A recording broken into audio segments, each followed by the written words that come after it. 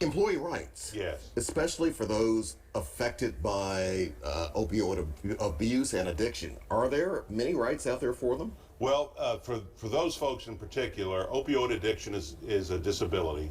And the Americans with Disabilities Act and the Tennessee Human Rights Act protect people with disabilities for being fired for having the disability. Okay. So one way to look at it is if you have a heart condition, you may have an employer who says, well, I don't want to hire somebody with a heart condition because I'm afraid that something will happen down the road, right?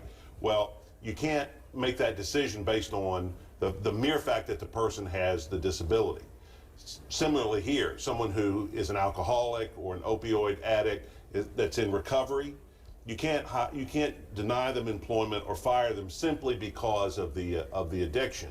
Now, if I come to work impaired, you know, I've taken drugs or I'm drunk, whether I'm an addict or an alcoholic or it's my first time, I can't come to work under the influence. Gotcha. So there's a difference between being in that status and in recovery and actually being engaged in the use of whatever substance you're talking about. So it would serve someone who's struggling with this well to go to their management and say, I have an addiction, I am in recovery, Here's the thing though, let's say you are and you relapse and come to work. Would you be protected then because you are?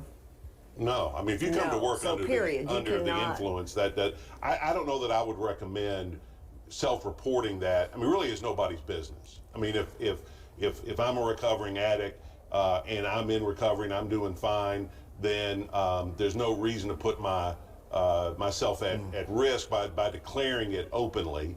But you know, there are circumstances where you might have to have an accommodation because of your addiction, I suppose, and you know, in an individual situation, and then you'd have to figure out how to navigate those waters. But if it comes out in the workplace somehow, someone sees you at a 12-step meeting or some other way that you're outed, so to speak, the employer can't discriminate against you. Well, I didn't know you were an addict, you're fired. He can't do that. But these days, Alan, do you think a lot of companies are open-minded enough? If you do put your personal business out there, are they going to really, you know, be patient enough to deal with you, work with you? Absolutely not. I mean, there's particularly when it comes to this, people don't know how to deal with it. Yeah. There's lots of misinformation out there. Most employers want a perfect employee, and when they find out that their employee is flawed, just like we're all flawed, we're all human beings, we all have flaws. Right. Then sometimes they overreact to that, and I have employees come to me all the time worried about retaliation and discrimination for things much less personal than this. And so I wouldn't assume that my employer is progressive and altruistic.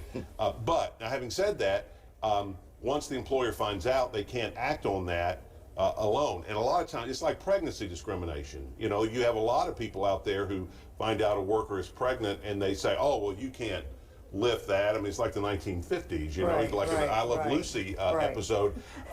You know, well, no, I'm perfectly fine to do this, but people come to me all the time with that kind of discrimination. So, and I think the same would be true with opioid addiction, because you have employers who would be afraid of what could happen, and you can't really act on what. Very quickly, what does one to do though?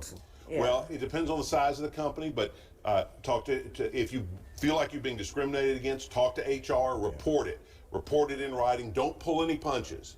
People, you know, will report it, but they won't say the magic words. You got to tell them what, and then if you don't get a solution there, go see the Department of Labor or an employment attorney. Okay.